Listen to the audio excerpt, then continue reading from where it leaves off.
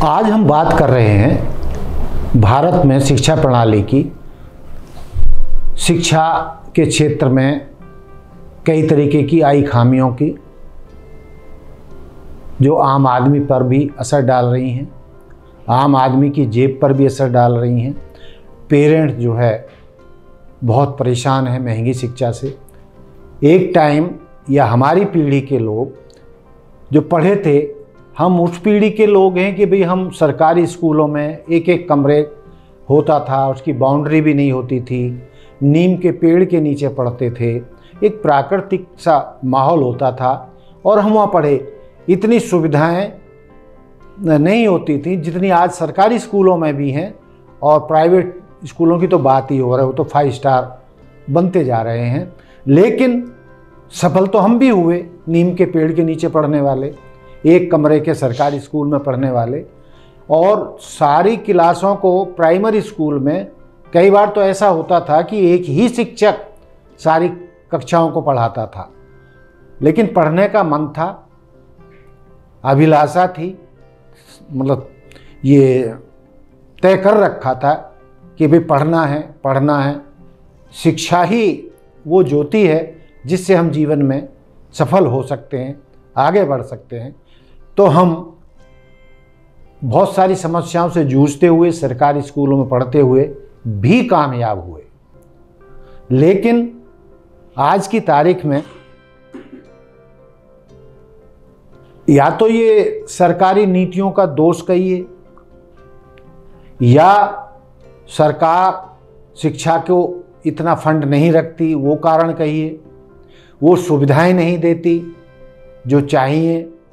जो आज के वर्तमान माहौल में जिस तरीके की शिक्षा चाहिए वो सुविधाएं सरकारी स्कूलों में नहीं हैं। तो उसकी वजह से क्या हुआ कि सब लोग प्राइवेट स्कूलों की तरफ भागने लगे, न चाहते हुए भी, अपना बजट न होते हुए भी। पेरेंट्स मजबूर हुए प्राइवेट स्कूलों में अपने बच्चों को पढ़ाने के लिए। और जब पेरेंट्स जो है इस तरह बढ़ने लगे तो कुकुरमुत्तों की तरह प्राइवेट स्कूल गली कूचों में खुल गए। 100 गज में कोई पढ़ा रहा है, कोई 200 गज में पढ़ा रहा है, कोई 500 गज में पढ़ा रहा है। ना वहाँ जो है मतलब खेलने का मैदान है, ना लैब है, ना मतलब जो सुविधाएं चाहिए कुछ भी नहीं है। लेकिन प्राइवेट शिक्षा के नाम पर वहाँ भी बहुत बड़ा घोटाला सा नज़र आता है।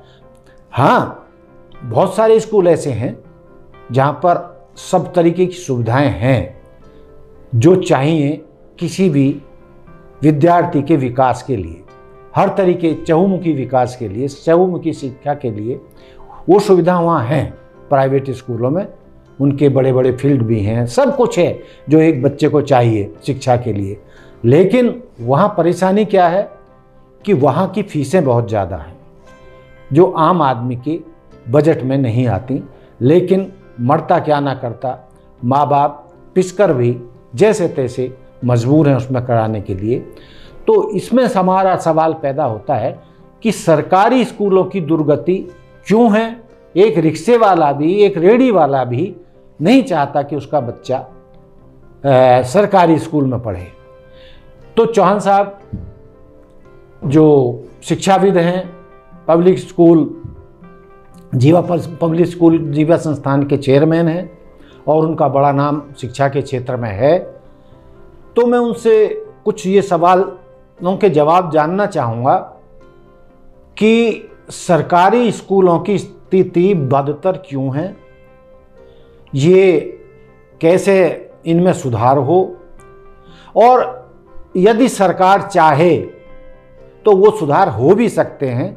उसके सामने जो है दिल्ली सरकार के उदाहरण हमारे सामने हैं कि वहाँ के स्कूलों की स्थिति सुधारिए। उन्होंने शिक्षा का बजट बढ़ाया है और वहाँ के स्कूलों में अच्छी शिक्षा दी जा रही है, सुविधाएं दी जा रही हैं। शिक्षा और स्वास्थ्य पर उस सरकार ने ध्यान दिया तो उन्हें कोई हरा भी नहीं पा रहा चुनावों में भी। तो वो तो एक अलग सरकार की बात हुई, दिल्ली सरकार की बात हुई। लेकिन मुद्दा ये है कि सरकारी स्कूलों की स्थिति कैसे सुधरे, जबकि 3-4 साल पहले, जहाँ तक मुझे याद है, यदि मैं सही बोल पा रहा हूँ, तो इलाहाबाद हाई कोर्ट ने एक फैसला दिया था, या निर्देश था या फैसला था, मुझे अब पूरी तरह ध्यान नहीं है, चौहान साहब इस पर डालेंगे रोशनी, कि भाई सरकारी स्कूलों को बढ़ावा देना, उनमें सुधार करना जरूरी है।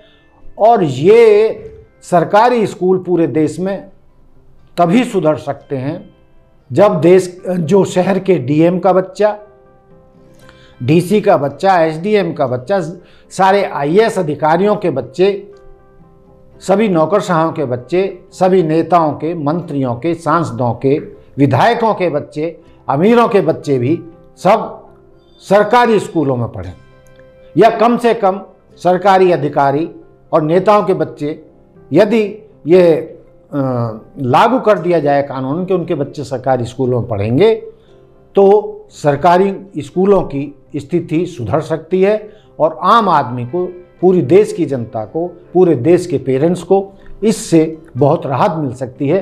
तो इन सरकारी स्कूलों के मुद्दे पर, ये इनमें सुधार के कैसे हो, और क्या ये प्राइवेट स्कूलों और सरकारी स्कूलों का क्या आपस में कोई एक दूसरे के खिलाफ वाली बात है, या ये सामंजस्य करके एक दूसरे के कैसे पूरक हो सकते हैं, सरकारी स्कूल कैसे सुधरे, या इलाहाबाद हाई कोर्ट का जो फैसला था वो क्यों नहीं लागू हुआ? दर्शकों को नमस्कार। जगन्नाथ गौतम जी, आपने अपने प्रश्नों में भी उत्तर भी दे दिए हैं। जैसे कि आपने कहा बजट कम होता है। जो शिक्षा में सबसे अग्रणी देश हैं उनका बजट 7-8% होता है। हमारे देश में पहले 1.5%, 1%, 2% बजट होता था, अब 3 और 4 के बीच में है।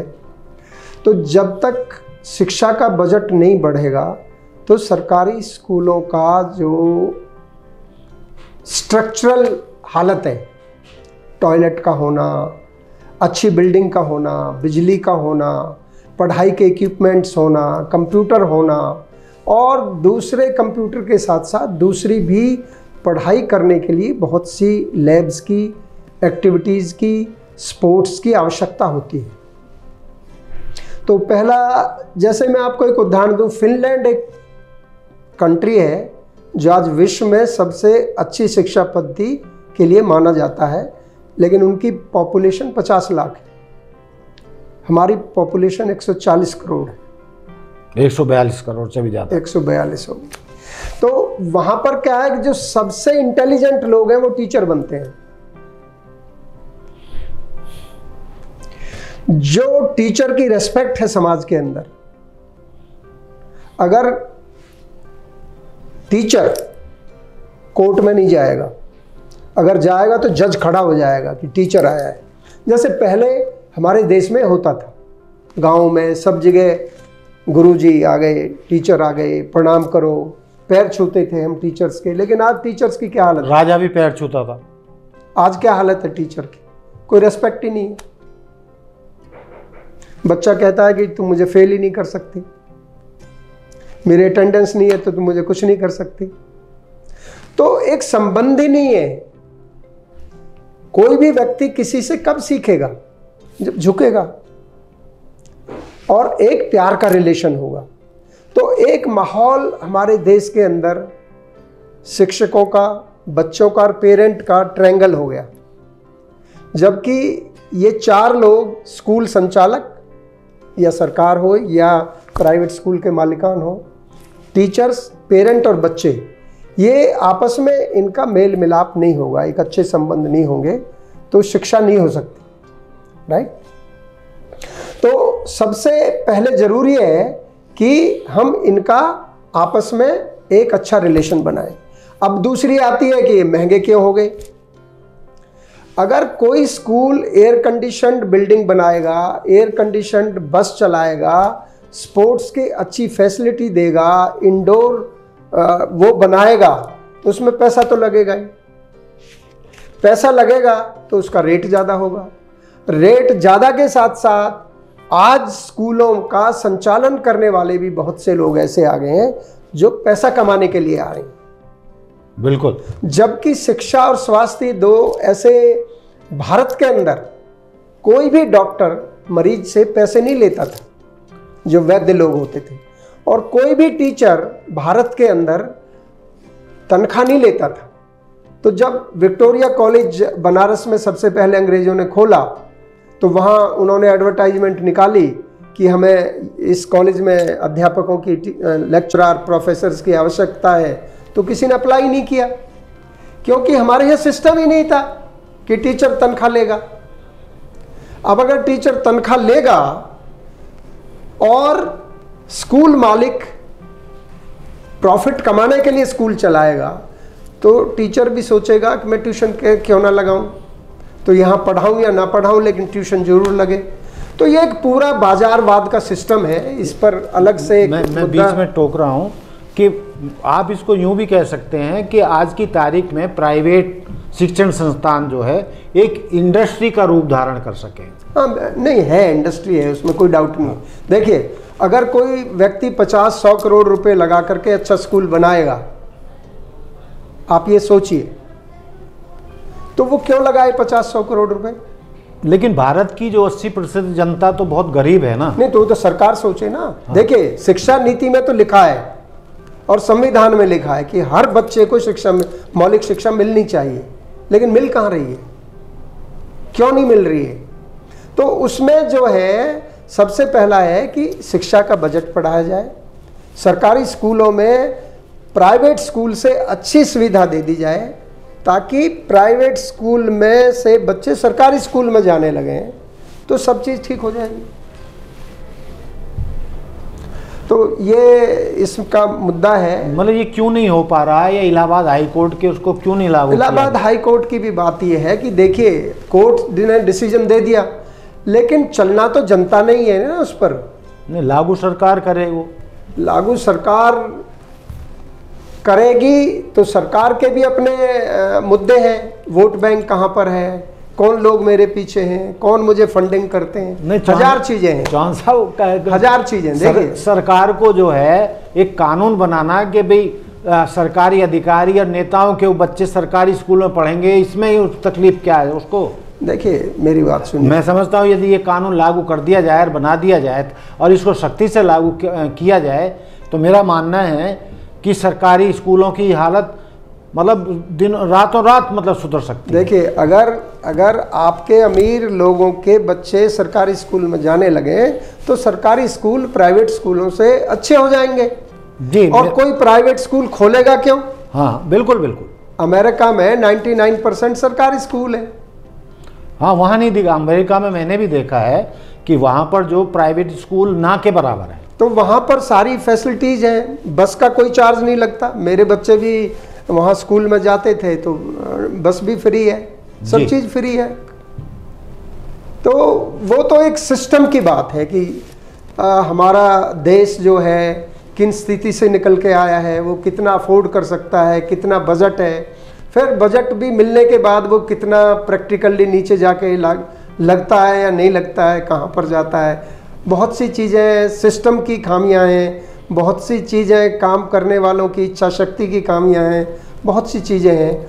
लेकिन शिक्षा का मतलब है कि किसी भी राष्ट्र को अगर विश्व में सबसे आगे आना है तो उसको शिक्षा का सुधार करना चाहिए, शिक्षा फ्री होनी चाहिए, हर बच्चे को शिक्षा मिलनी चाहिए, हर बच्चे को शिक्षा में वही फैसिलिटी मिलनी चाहिए जो एक प्राइवेट स्कूल, अच्छा प्राइवेट स्कूल देता है।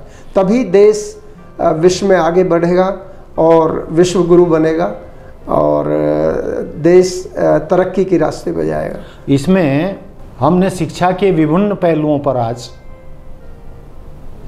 शिक्षाविद ऋषिपाल चौहान जी के माध्यम से रोशनी डाली। जो आम आदमी के सवाल हैं, आम पेरेंट्स के सवाल हैं, पूरे देश के सवाल हैं शिक्षा के मुद्दे पर, और हम इसी तरीके से इस मुद्दों को, चाहे स्वास्थ्य का हो चाहे शिक्षा का हो, बार बार देश हित में, समाज हित में, आम आदमी के हित में उठाते रहेंगे। आज का ये हमारा जो परिचर्चा है यहीं समाप्त होती है। धन्यवाद। नमस्कार। नमस्कार। हमारे साथ जुड़े रहने के लिए देखते रहिए देश रोजाना का YouTube चैनल। सब्सक्राइब कीजिए, साथ ही देश रोजाना की खबरें सबसे पहले देखने के लिए प्रेस कीजिए बेल आइकन।